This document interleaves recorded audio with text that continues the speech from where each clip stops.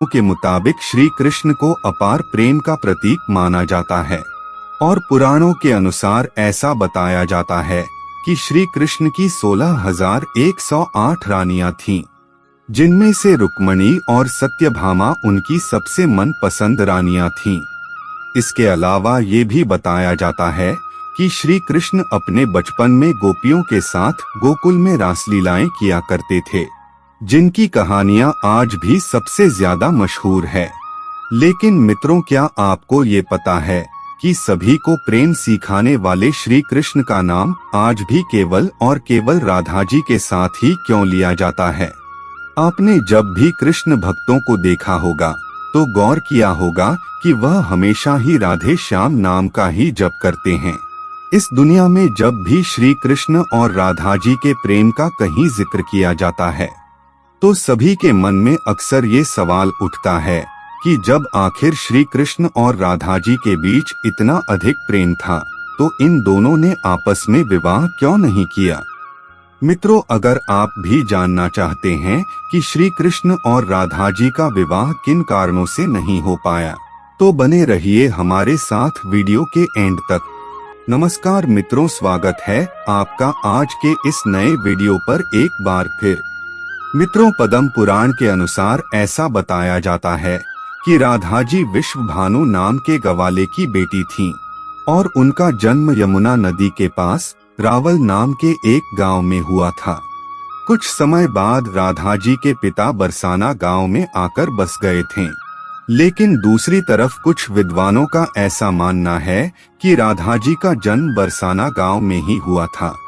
इसी के साथ ब्रह्म वैवर्त पुराण के अनुसार ये बताया गया है कि राधा जी श्री कृष्ण से उम्र में 5 साल बड़ी थीं और उनकी सबसे अच्छी मित्र भी थीं।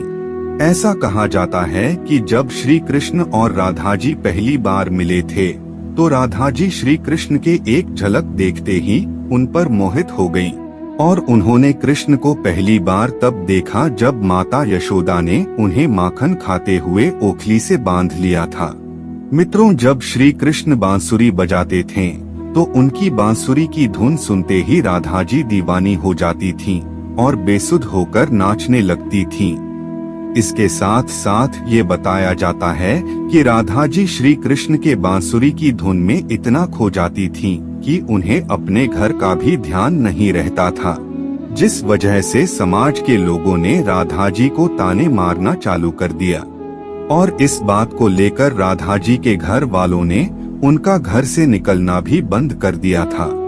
लेकिन जब श्री कृष्ण जी को यह बात पता चली कि राधा जी के घर वालों ने उनका घर से निकलना तक बंद कर दिया है तो उन्होंने ये बात यशोदा माता को बताई और वो राधा जी से विवाह करने की जिद करने लगे। लेकिन लाख कोशिश करने के बावजूद भी श्री कृष्ण माता यशोदा को नहीं मना पाए और माता यशोदा ने श्री कृष्ण को ये कहकर टाल दिया कि एक तरफ तो राधा जी उनसे उम्र में 5 साल बड़ी हैं और दूसरी तरफ उनका विवाह भी पहले से तय हो चुका है। यशोदा माता ने जब यह बात नंद महाराज को बताई तो उन्होंने भी श्री कृष्ण को बहुत समझाया और राधा जी से विवाह न करने की सलाह दी।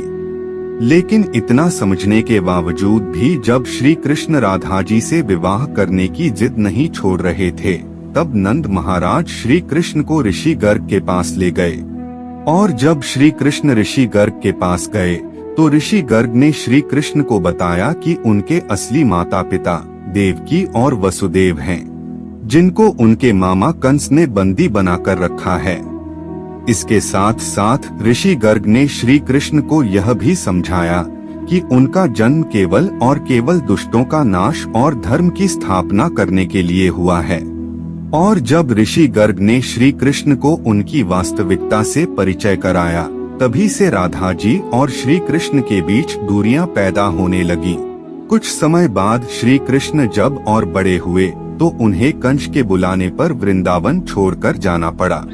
कहा जाता है कि जब श्री कृष्ण वृंदावन छोड़कर मथुरा जा रहे थे तो वो चुपके से राधा जी के घर उनसे मिलने पहुँचे थे और उनसे बिना कुछ कहे ही उनको अपनी बांसुरी तोहफे में दे दी थी। इसके कुछ समय बाद ही श्री कृष्ण बड़े भाई बलराम जी के साथ वृंदावन को छोड़कर मथुरा की ओर रवाना हुए। और ऐसा बताया जाता है कि जब श्री कृष्ण वृंदावन छोड़कर मथुरा चले गए तो राधा जी उनकी यादों में फुट फुट कर रोती थी और समाज के दबाव में आकर उन्हें ना चाहते हुए भी अपने पिता के इच्छा के अनुसार किसी और से विवाह करना पड़ा था। ऐसा बताया जाता है कि श्री कृष्ण के जाने के बाद राधा जी का विवाह माता यशोदा का भाई प्रयाण से हुआ था और राधा जी को अपनी एक अलग दुनिया बसानी पड़ी थी। राधा जी का विवाह होने के बावजूद भी जब उन्हें श्री कृष्ण की याद आती थी तो वह अक्सर बांसुरी बजाकर उनकी यादों में लीन हो जाया करती थीं। वैसे मित्रों, श्री कृष्ण और राधा जी का विवाह न होने के पीछे दो कथाएं और भी प्रचलित हैं, जिसमें पहली कथा के अनुसार ये बताया जाता है कि ऋषि शुक्लाचार्य भगवान विष्णु से भी ज्यादा ज्ञानी थे, लेकिन इसके बावजूद भी देवराज इंद्र शुक्लाचार्य के बजाय भगवान विष्णु को अपना गुरु बना लिया था। जब शुक्लाचार्य ने ये सब अपनी आंखों से देखा तो उन्होंने इसे अपना अपमान समझकर असुरों को शिक्षा देना शुरू कर दी और उनके गुरु बन गए। असुरों का गुरु बनते ही शुक्लाचार्य ने देवराज इंद्र से अपने अपमान का बदला लेने की ठानी, लेकिन उनके सामने ये समस्या खड़ी थी कि ये देवताओं को तो तवामारता का वरदान मिला हुआ था, लेकिन राक्षसों को ऐसा कोई वरदान प्राप्त नहीं था। इसी वजह से राक्षस कभी भी देवता से नहीं जीत पाते थे। इस समस्या को सुलझाने के लिए असुर गुरु शुक्राचार्य ने भगवान शिव की घोर तपस्या की और उन्हें प्रसन्न किया। इसी के साथ साथ शुक्राचार्य ने भगवान शिव को ही अपना गुरु बना लिया। भगवान शिव को अपना गुरु बनाते ही शुक्राचार्य ने उनसे मृत संजीवनी वरदान पाने की सोची। मित्रों, आपको बता दें कि संजीवनी वरदान एक ऐसा वरदान है जिससे किसी भी मरे हुए इंसान को वापस जिंदा किया जा सकता है। मृत संजीवनी वरदान के लिए जब शुक्राचार्य भगवान शिव की तपस्या करने जा रहे थे तो उन्होंने सभी राक्षसों को अपने माता पिता ऋषि भृगु और काव्य माता की कुटिया में रहने के लिए कहा, ताकि उनके होते हुए कोई भी देवता राक्षसों को नुकसान न पहुंचा सके। जब देवराज इंद्र को ये बात पता चली तो उन्होंने इस कुटिया पर हमला कर दिया और हमला होते ही काव्य माता ने अपनी शक्तियों से एक ऐसा कवच बनाया जिससे कि कोई भी देवता किसी राक्षस को नुकसान न पहुंचा सके, और इस तरह से सभी देवता राक्षसों से हारने लगे। ये सब देखते हुए भगवान विष्णु ने देवताओं की मदद करने के लिए अपने सुदर्शन चक्र से काव्य माता का सर धड़ से अलग कर दिया। हालांकि ऋषि भृगु ने अपनी पत्नी यानी कि काव्यमती को कामधेनु गाय की मदद से वापस जिंदा तो कर लिया, लेकिन इसके साथ साथ उन्होंने भगवान विष्णु को ये श्राप दिया कि उन्हें इस धरती पर जन्म लेकर पत्नी वियोग सहना पड़ेगा। और मित्रों, बताया जाता है कि ऋषि भृगु के द्वारा दिए गए श्राप की वजह से श्री कृष्ण जी का विवाह राधा जी से नहीं हो पाया था। ऐसा इसलिए क्योंकि भगवान विष्णु ने ही श्री कृष्ण के अवतार में इस धरती पर जन्म लिया था। अब मित्रों, श्री कृष्ण और राधा जी का विवाह न हो पाने के पीछे एक और कथा भी काफी ज्यादा प्रचलित है, जिसके मुताबिक ऐसा बताया जाता है कि एक बार देव ऋषि नारद को ये घमंड हो गया था कि खुद कामदेव भी उनकी तपस्या और ब्रह्मचर्य को नहीं तोड़ सकते। ये सब देखते हुए भगवान विष्णु ने सोचा कि क्यों ना देव ऋषि नारद का ये घमंड तोड़ा जाए। और जब देव ऋषि नारद एक बार रास्ते में कहीं जा रहे थे तो उन्हें एक बहुत ही सुंदर नगर दिखाई दिया, जहां माता लक्ष्मी के स्वयंवर का आयोजन किया जा रहा था। तब नारद मुनि उस नगर में गए और वो माता लक्ष्मी के एक झलक देखते ही वे उन पर मोहित हो गए। लक्ष्मी जी के रूप और सुंदरता को देखकर देव ऋषि नारद का ब्रह्मचर्य तो भंग हो ही चुका था।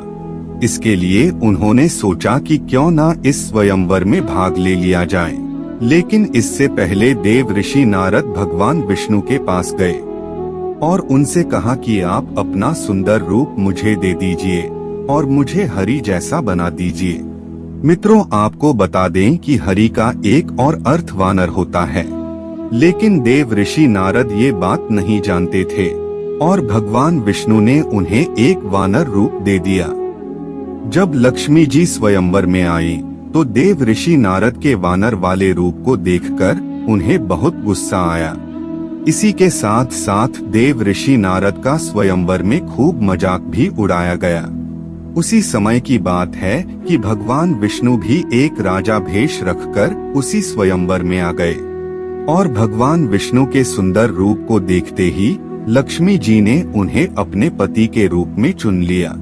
ये सब देखकर स्वयंवर में बैठे सभी लोग देव ऋषि नारद की और भी ज्यादा हंसी उड़ाने लगे और उन्हें कहा कि पहले जाकर अपना रूप तो देखो। जब देव ऋषि नारद ने शीशे में जाकर अपना रूप देखा तो इन्हें अपना वानर वाला रूप देखकर बहुत गुस्सा आया।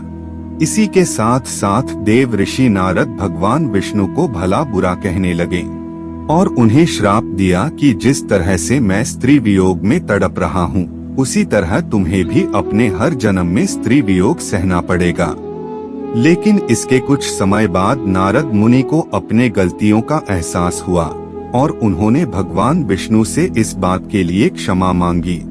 इसके बाद भगवान विष्णु ने नारद मुनि को क्षमा करते हुए बताया कि ये सब तो उनकी ही माया थी।